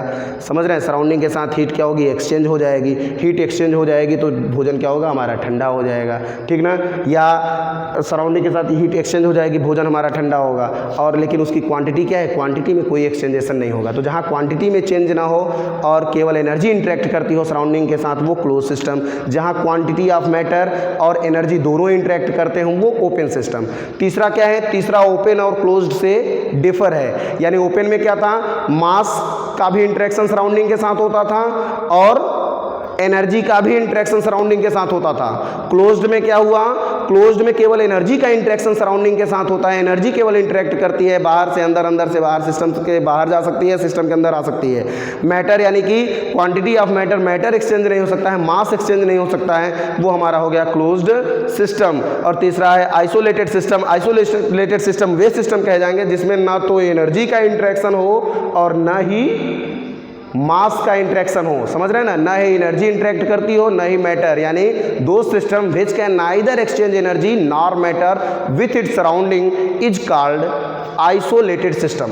आइसोलेटेड सिस्टम के एग्जाम्पल में हम आपको बता सकते हैं, आइसोलेटेड सिस्टम के एग्जाम्पल में जैसे सिंपली जो आप जानते हैं, आइसोलेटेड सिस्टम के एग्जाम्पल में सिंपली आप कह सकते हैं जैसे थर्मल फ्लास्क या थर्मस, जो सिंपली हम थर्मस यूज करते हैं घरों में, थर्मस, तो हम थर्मस को इसके एग्जाम्पल में कंसीडर कर सकते हैं, बट परफेक्ट एग्जाम्पल थर्मस हमारा नहीं है। क्यों?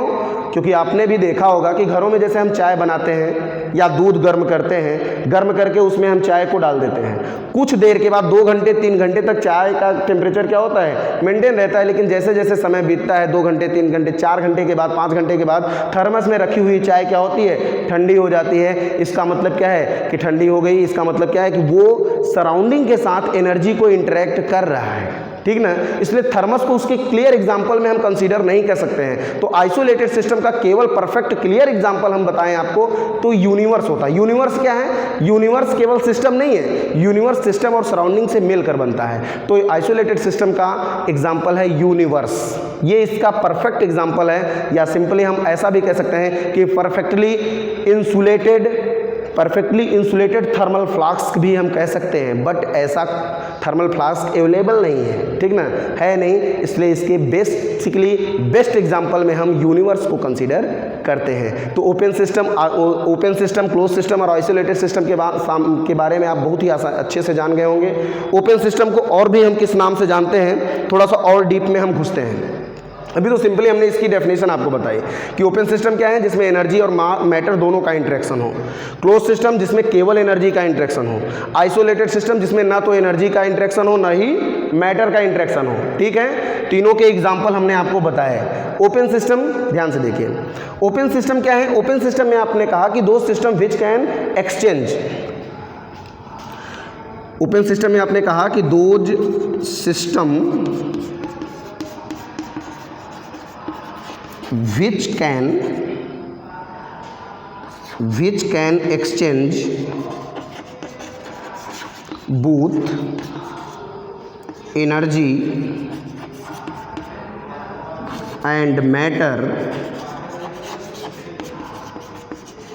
with its surrounding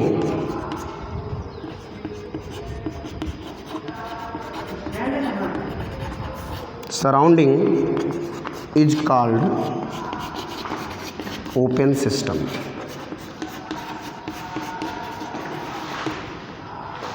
एग्जाम्पल में हमने आपको बताया जैसे turbine, pump, turbine pump, air compressor,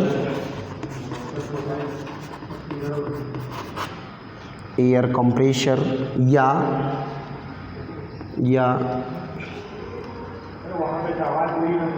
turbine pump, air compressor या piston cylinder arrangement,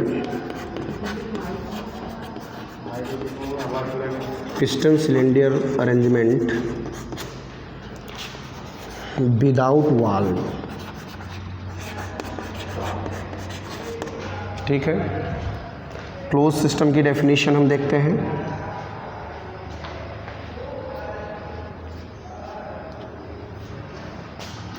close system की डेफिनेशन हम देख लेते हैं।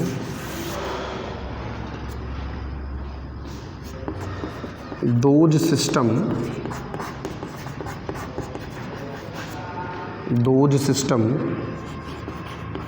which can exchange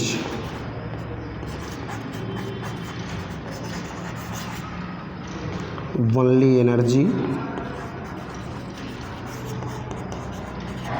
not matter, with its surrounding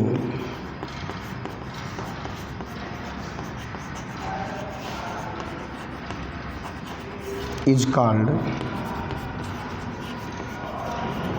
closed system।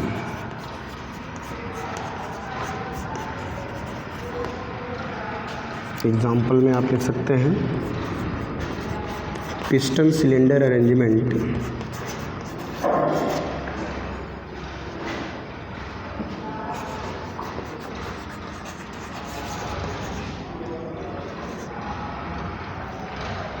इसमें देखिए piston cylinder arrangement with valve रहेगा open system में,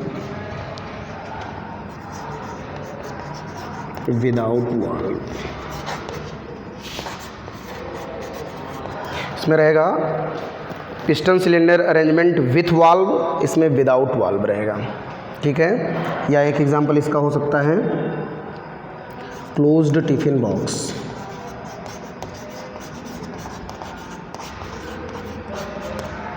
ठीक, isolated system,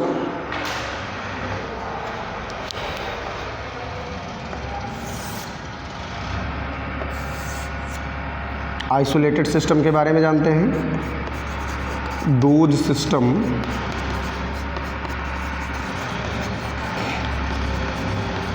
which can neither exchange energy nor matter with its surrounding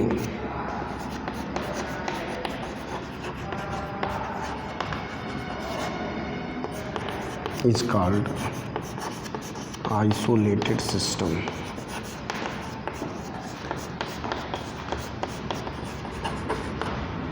example इसका लिख सकते हैं परफेक्टली इंसुलेटेड थर्मल फ्लास्क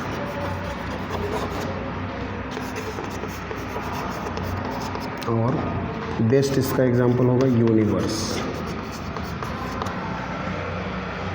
ठीक, ओपन सिस्टम, क्लोज सिस्टम और आइसोलेटेड सिस्टम हमने आपको इसके बारे में एक बार बताया है और इसकी डेफिनेशन हमने यहाँ आपको लिखा दी है। ठीक, हमने आपको बताया था कि आइसोलेटेड सिस्टम में थर्मल फ्लास्क को हम क्लियर इसके एग्जांपल में, बेस्ट एग्जांपल में नहीं लेते हैं। बेस्ट एग्जांपल में हम मानते हैं यूनिवर्स को।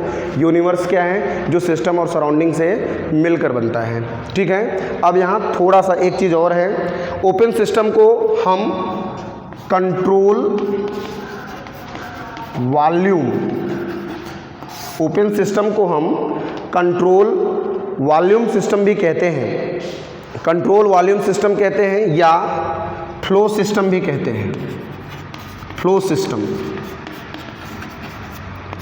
देखिए कंट्रोल वॉल्यूम क्यों कहते हैं, हमने आपको सिस्टम की डेफिनेशन जब पढ़ाई तो सिस्टम की डेफिनेशन में हमने आपको बताया था कि दो अप्रोच हम लेते हैं, कंट्रोल मास और कंट्रोल वॉल्यूम। कंट्रोल मास हम अप्रोच कहाँ लेते हैं? कंट्रोल मास अप्रोच हम वहाँ लेते हैं जहाँ पे मास फिक्स्ड हो, जहाँ पे मास क्वांटिटी जो है मैटर, क्वांटिटी ऑफ मैटर जो है वो फिक्स्ड हो, एकदम क्लियर हो, क्वांटिटी ऑफ मैटर जो हमारा फिक्स्ड हो, मास हमारा फाइनाइट हो, वहाँ पे हम कंट्रोल मास सिस्टम कंसीडर करते हैं। बट हम यहाँ देख रहे हैं ओपन सिस्टम में, ओपन सिस्टम में क्या है? Those system which can exchange both energy and matter, यानी एनर्जी को भी सराउंडिंग के साथ एक्सचेंज कर सकता है और मैटर को भी, यानी मास भी आपका क्या है? इंटरेक्ट होता है, यानी सराउंडिंग के साथ मास इंटर भी करेगा, सिस्टम में इंटर भी कर रहा है और सिस्टम से बाहर भी जा रहा है। ठीक, तो मास का भी इंटरेक्शन है और एनर्जी का भी इंटरेक्शन, एनर्जी भी सिस्टम में एंट्री कर रही है और सिस्टम से बाहर जा रही है, एनर्जी आउट हो रही है। ठीक ना, जैसे हम बाइक का इंजन कंसीडर करें तो बाइक के इंजन में एक फ्यूल जो है, फ्यूल हमारा क्या है? फ्यूल एंट्री करता है, यानी मास एंट्री करता है, क्वांटिटी ऑफ मैटर आता है, फिर क्या है? फ्यूल वहाँ अंदर आता है तो आग लगती है, यानी कि बर्न होता है। बर्न होने के बाद क्या है कि जैसे ही वो गर्म होता है फिर एनर्जी क्या है? सराउंडिंग के साथ एक्सचेंज होती है और फिर फ्यूल भी क्या है? धुएं के रूप में इंजन से बाहर भी जाता है। तो कहने का मतलब क्या है? मास हमारा एंट्री भी कर रहा है, मास हमारा आउट भी हो रहा है। तो यहाँ मास हमारा फिक्स्ड क्वांटिटी नहीं है, तो जहां हमारा मास फिक्स्ड नहीं है, फाइनाइट नहीं है, उसको हम कंट्रोल मास सिस्टम में कंसीडर नहीं करेंगे। इसलिए हम ओपन सिस्टम को कंट्रोल वॉल्यूम सिस्टम कंसीडर करते हैं, यानी कंट्रोल वॉल्यूम बोलते हैं। फ्लो सिस्टम इसलिए बोलते हैं क्योंकि मास फ्लो करता है, एनर्जी के साथ मास भी फ्लो करता है, इसलिए इसको फ्लो सिस्टम भी बोलते हैं। ठीक, क्लोज सिस्टम को हम कंट्रोल मास सिस्टम भी बोलते हैं, कंट्रोल मास सिस्टम कहते हैं, या इसको हम नॉन फ्लो सिस्टम भी बोलते हैं। Non flow system, control mass system क्यों कहते हैं? क्योंकि यहां हम देख रहे हैं, इसकी डेफिनेशन में हमने लिखवाया आपको कि दो system which can exchange only energy not matter, यानी यहां जो हम मैटर क्लोज सिस्टम में कंसीडर करेंगे वो एक्सचेंज हमारा नहीं होगा, वो हमारी कांस्टेंट क्वांटिटी होगी, यानी क्वांटिटी ऑफ मैटर हमारा क्या होगा? फिक्स्ड होगा, यानी मास हमारा क्या होगा? फाइनाइट होगा। तो जहां मास फाइनाइट होता है उसको हम किस अप्रोच के अंतर्गत लेते हैं? कंट्रोल मास के। तो यहाँ क्लोज सिस्टम में मास क्या है? फाइनाइट है, इसलिए इसको हम कंट्रोल मास सिस्टम भी बोलते हैं। ठीक, हमने डेफिनेशन में, सिस्टम के डेफिनेशन में आपको ये कंट्रोल मास और कंट्रोल वॉल्यूम बताया था। हमने आपको बताया था कि जहां मास फाइनाइट होता है, फिक्स्ड होगा, उसको हम कंट्रोल मास सिस्टम बोलते हैं, कंट्रोल मास अप्रोच वहां यूज करते हैं, कंट्रोल मास कहते हैं। और जहां पे मास हमारा फिक्स्ड नहीं होता है, फाइनाइट नहीं होता है, उसको हम कंट्रोल मास के अकॉर्डिंगली नहीं कंसीडर करते, उसको हम कंट्रोल वॉल्यूम बोलते हैं। तो ओपन सिस्टम में हम देख रहे हैं कि मास हमारा क्या है? फ्लो करता है, यानी इंटरेक्ट होता है सिस्टम और सराउंडिंग में। मास क्या होता है? ट्रांसफर होता रहता है, तो मास हमारा ट्रांसफर होता है, इसलिए हम इसको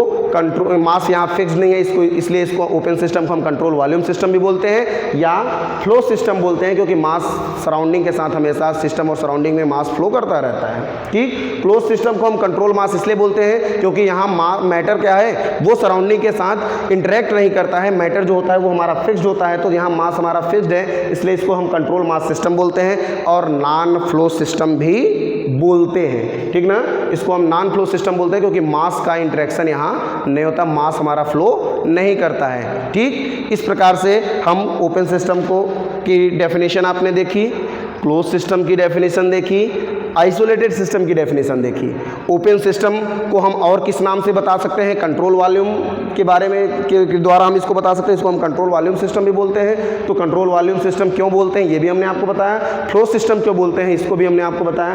क्लोज सिस्टम के भी डेफिनेशन हमने आपको बताई, उसका हमने एग्जाम्पल भी लेके आपको बताया।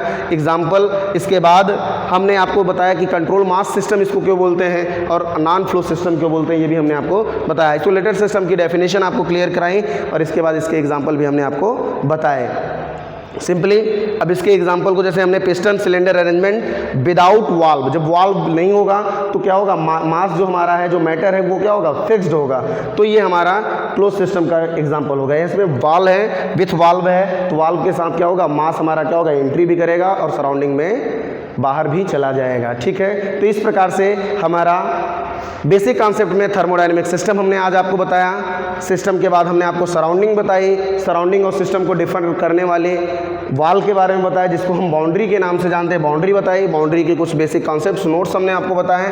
फिर हमने टाइप्स ऑफ सिस्टम आपको समझाया। टाइप्स ऑफ सिस्टम में क्लियरली हमने तीनों सिस्टम के बारे में बताया। ठीक है, हो गया? चलिए मिटाइए और दूसरा आगे करिए। और कितना भा? अरे बहुत कम भाव मिटाए हुए है, लिखे हुए है, कोई हाँ, 1.5 घंटा वीडियो कवर हुए ले साफ वाले से 59 मिनट। अरे चल रहा है क्या? नहीं हाँ, हाँ चला था सेकंड भारत सिस्टम चल रहा है। सेकंड भारत है ना पूरी बात आ गई। तो आप लोगों ने system, types of system, surrounding, boundary के बारे में जाना। इसके बाद हम प्रॉपर्टी में आते हैं। हम किस एनालिसिस को यहाँ स्टडी में लेंगे, बीएससी पार्ट 1 में हम किस थर्मोडायनेमिक्स को पढ़ेंगे, इसके बारे में हम आपको बताते हैं। तो हम थर्मोडायनेमिक्स को बेसिकली 2 एनालिसिस के अंतर्गत लेते हैं, microscopic and macroscopic analysis. Microscopic approach या एनालिसिस का उपयोग यूज हम कहाँ करते हैं और मैक्रोस्कोपिक एनालिसिस हम कब यूज करते हैं, इसके बारे में हम आपको बताते हैं। माइक्रोस्कोपिक एनालिसिस का मतलब ये है, माइक्रोस्कोपिक का मतलब है कि बहुत ही लोवेस्ट लेवल पे। लोवेस्ट लेवल का मतलब है कि हम उस सिस्टम का अध्ययन यानी उस सिस्टम को कंसीडर करें जहाँ जिसकी डेंसिटी बहुत ही लो हो, जहाँ पे डेंसिटी बहुत ही लो हो। लो डेंसिटी सिस्टम की जब हम बात करते हैं तो हम उसकी स्टडी हम माइक्रोस्कोपिक एनालिसिस के अंतर्गत करते हैं, यानी वहाँ पे हम माइक्रोस्कोपिक अप्रोच को यूज्ड करते हैं। यानी जहाँ पे लो डेंसिटी की बात हो, जैसे हम मानते हैं ये हमारा कोई सिस्टम है, ये हमने सिस्टम कंसीडर कर लिया, इसकी डेंसिटी क्या है, लो डेंसिटी। डेंसिटी लो है। लो का मतलब है जैसे बहुत ही मालिक्यूल्स हैं, बहुत दूर दूर हैं, ठीक ना, तो लो डेंसिटी है यहाँ पे। लो डेंसिटी की जब हम बात करेंगे, ध्यान दीजिएगा, लो डेंसिटी पे तो यहाँ देखिए इस मालिक्यूल्स को अगर हम कंसीडर करें, इस मालिक्यूल को कंसीडर करें तो इस मालिक्यूल का टेम्परेचर या इसकी एनर्जी, इसका प्रेशर या इसकी एनर्जी, इसकी जो कैरेक्टरिस्टिक्स होगी, जो इसकी कैरेक्टरिस्टिक्स है, जैसे इसका टेम्परेचर है, इसकी एनर्जी है, वो अलग होगी, वो डिफर होगी, क्योंकि जो मालिक्यूल्स दूर होंगे तो वो एक दूसरे से इंटरेक्ट नहीं होंगे, कोलाइड नहीं होंगे, तो एनर्जी क्या होगी, इसकी एनर्जी कुछ डिफर होगी, इसकी एनर्जी अलग होगी, इसका टेम्परेचर अलग होगा, इसका टेम्परेचर अलग होगा। तो इसको एक, यानी कि अगर हम इसको पूरे पार्टिकल्स को एक साथ, पूरे सिस्टम को एक साथ स्टडी में कंसीडर करें तो स्टडी हमारी क्या होगी, कॉम्प्लिकेटेड होगी और क्लियर स्टडी नहीं होगी, ठीक ना। इसलिए हम क्या करते हैं, यहाँ जब सिस्टम यानी लो डेंसिटी पे होता है तो लो डेंसिटी पे हम इसकी स्टडी को इंडिविजुअली कंसीडर करते हैं। इंडिविजुअली का मतलब है एक एक पार्टिकल्स, एक एक मॉलिक्यूल्स का की स्टडी को हम कर सकते हैं। फॉर एग्जांपल जैसे हम जानते हैं, जैसे एक क्लास में अगर 3 ही 4 बच्चे हैं तो 3-4 बच्चों को बेसिकली एक एक बच्चे के पास जाके उनके एक एक बिहेवियर, उनके बिहेव के बारे में, उनके नॉलेज के बारे में आसानी से पता लगाया जा सकता है कि हमने जो बताया उनको समझ में आया कि नहीं आया।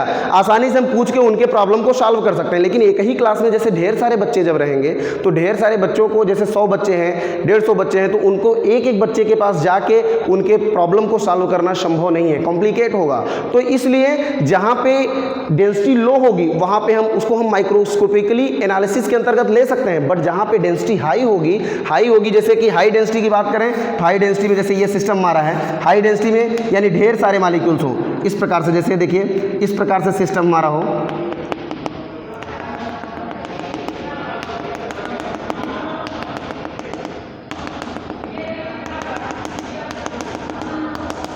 जहाँ पे हाई डेंसिटी होगी यानी लार्ज नंबर ऑफ मॉलिक्यूल्स होंगे। अब यहाँ देखिए जैसे ढेर सारे मॉलिक्यूल्स हैं, अब ये एक दूसरे से कोलाइड करेंगे तो एनर्जी इंटरेक्ट करेंगे और लगभग हर मॉलिक्यूल्स की, जैसे इसकी एनर्जी या इसका टेम्परेचर जो होगा लगभग नियरली इक्वल होगा दूसरे मॉलिक्यूल्स के। तो हम यहाँ प्रत्येक मॉलिक्यूल्स की इंडिविजुअली इनकी स्टडी करना संभव नहीं है, बहुत ही कॉम्प्लिकेट होगा, इसलिए इनकी इंडिविजुअली स्टडी नहीं करेंगे। हम क्या करेंगे, पूरे मॉलिक्यूल्स का एक एवरेज बिहेव कंसीडर करेंगे, ठीक ना। तो एवरेज बिहेवियर हम कंसीडर करते हैं। तो जहां हम इंडिविजुअली, जहां जिस यानी कि मैक्रोस्कोपिक एनालिसिस या माइक्रोस्कोपिक अप्रोच वो अप्रोच है जहां पे हम वो सिस्टम जिसकी डेंसिटी लो होती है, जहां पे डेंसिटी लो होती है, मॉलिक्यूल्स को हम इंडिविजुअली, यानी मॉलिक्यूल्स क्या है, बहुत ही कम है, नंबर ऑफ मॉलिक्यूल्स बहुत कम है, तो हम क्या करेंगे, वहां इंडिविजुअली एक एक मॉलिक्यूल्स की स्टडी करते हैं। तो जहां पे हम इंडिविजुअली मॉलिक्यूल्स के बिहेवियर को स्टडी में कंसीडर करते हैं तो वहां पे हम माइक्रोस्कोपिक एनालिसिस या स्कोप को, यानी उस एनालिसिस को हम माइक्रोस्कोपिक माइक्रोस्कोपिक अप्रोच बोलते हैं, जहां हम मॉलिक्यूल्स के इंडिविजुअल बिहेवियर को स्टडी में लेते हैं, इंडिविजुअली बिहेवियर को कंसीडर करते हैं। और जहां पे हम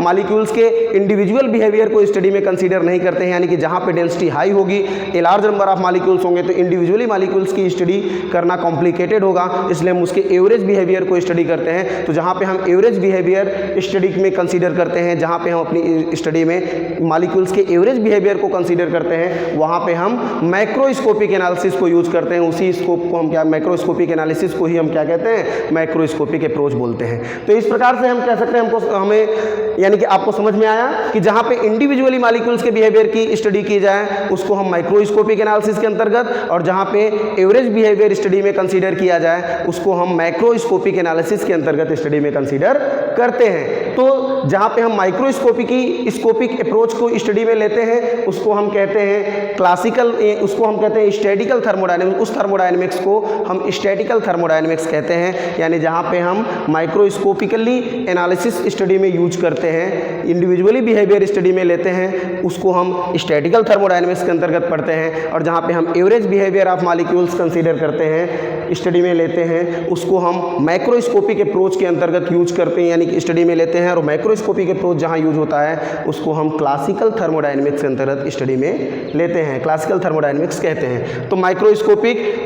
तो हमने माइक्रोस्कोपिक अप्रोच में आप क्या कह सकते हैं, यानी वो अप्रोच जिसमें हम इंडिविजुअल बिहेवियर को कंसीडर में स्टडी में कंसीडर करते हैं। तो हमने यहाँ डेफिनेशन में आपको लिखाया है, in microscopic approach the behaviour of individual molecules is taken into consideration, यानी जहाँ पे हम इंडिविजुअल मॉलिक्यूल्स के इंडिविजुअल बिहेवियर को स्टडी में कंसीडर करते हैं, तो उसमें हम क्या, वहाँ उस अप्रोच को हम क्या कहते हैं, माइक्रोस्कोपिक अप्रोच बोलते हैं। तो हमने यहाँ लिखा है, in microscopic approach the behaviour of individual molecules is taken into consideration and this approach is known as statical thermodynamics, और इस अप्रोच को हम स्टैटिकल थर्मोडायनेमिक्स के नाम से जानते हैं।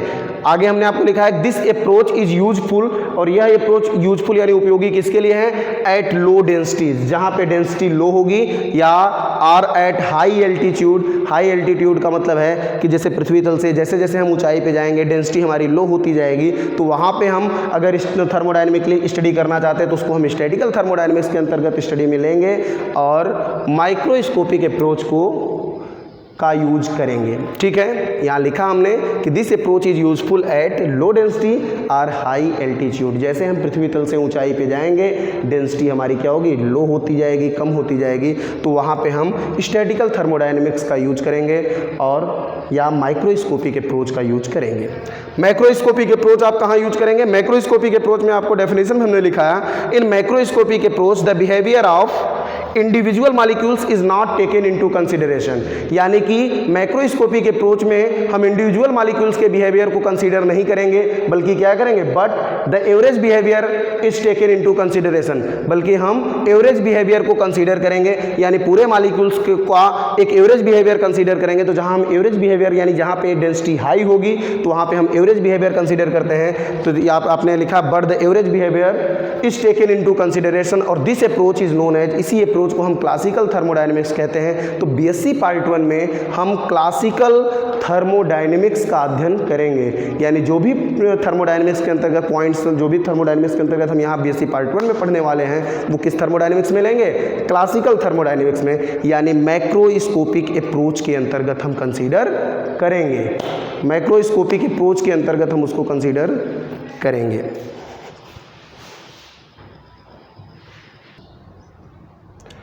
देखिए, प्योर सब्सटेंस, प्योर सब्सटेंस क्या है, पीछे हमने अभी आपको बताया टाइप्स ऑफ सिस्टम के बारे में, फिर उसके बाद माइक्रोस्कोपिक एनालिसिस हमने आपको बताया। ठीक है, आते हैं हम, नेक्स्ट टॉपिक हमारा है प्योर सब्सटेंस। प्योर सब्सटेंस क्या है, प्योर सब्सटेंस की डेफिनेशन में हमने आपको लिखा है, a substance is said to be pure substance if it have constant chemical composition throughout the volume, यानी यदि किसी सिस्टम में हमने एक सिस्टम कंसीडर करते हैं उसके पूरे वॉल्यूम में जो मैटर हमने, जो सब्सटेंस हमने कंसीडर किया है वो सब्सटेंस अलग अलग स्टेट्स में हो, जैसे कि यहाँ अलग अलग स्टेट्स में हो, लेकिन उसका केमिकल कंपोजिशन यानी जो केमिकल फार्मूला है वो सेम होना चाहिए, कांस्टेंट होना चाहिए। केमिकल फार्मूला हमारा चेंज ना हो तो सब्सटेंस हमारा प्योर सब्सटेंस कहा जाता है। ठीक, यहाँ लिखा है a substance is said to be pure substance if it have constant chemical composition throughout the volume, यानी पूरे वॉल्यूम में ये कांस्टेंट केमिकल कंपोजिशन अगर रखता है तो ये प्योर सब्सटेंस हमारा कहा जाएगा। ठीक है, फॉर एग्जांपल हमने आपको लिखा है यहाँ पे एग्जांपल लिया है। हम एग्जांपल लेते हैं, एक सिस्टम कंसीडर करते हैं। एक सिस्टम में हमने मान लिया कि वाटर है, थोड़ा सा यहाँ पे हमने मान लिया कि वाटर है, फिर आइस भी है और इसके ऊपर हमने मान लिया ये वेपर है। ठीक, तीनों स्टेट हैं एक ही वॉल्यूम में। अगर ये तीनों स्टेट्स हैं तो वाटर का अगर हम केमिकल फार्मूला आपसे पूछें तो वाटर का केमिकल फार्मूला होगा H2। आइस का भी केमिकल फार्मूला आपका क्या होगा, H2 होगा, और वाटर वेपर का भी केमिकल फार्मूला हमारा क्या होगा, H2O होगा। यानी थ्रू आउट द वॉल्यूम जो सब्सटेंस है वो अलग अलग स्टेट्स में है, लिक्विड में है, सॉलिड में है, वेपर में स्टेट में है, लेकिन तीनों स्टेट में उसका chemical composition throughout the volume क्या है, सेम है, यानी कांस्टेंट है। तो जिस सब्सटेंस का केमिकल कंपोजिशन या chemical formula through out the पूरे वॉल्यूम के अंतर्गत कांस्टेंट होता है, सेम होगा, उसको हम प्योर सब्सटेंस बोलते हैं। तो फॉर एग्जाम्पल में हम प्योर सब्सटेंस के एग्जाम्पल में किसको ले सकते हैं, ice plus liquid water plus vapour. ठीक ना, ये हमारे क्या है, प्योर सब्सटेंस होंगे। यदि ये किसी थ्रू आउट द वॉल्यूम अगर इनको कंसीडर किया जाए तो इनका केमिकल कंपोजिशन क्या होगा, कांस्टेंट होगा। तो एग्जांपल में हम कंसीडर कर सकते हैं ice plus water plus vapour, या यहाँ हम इसको कंसीडर कर सकते हैं ice plus water plus vapour, या ले सकते हैं आप लिक्विड नाइट्रोजन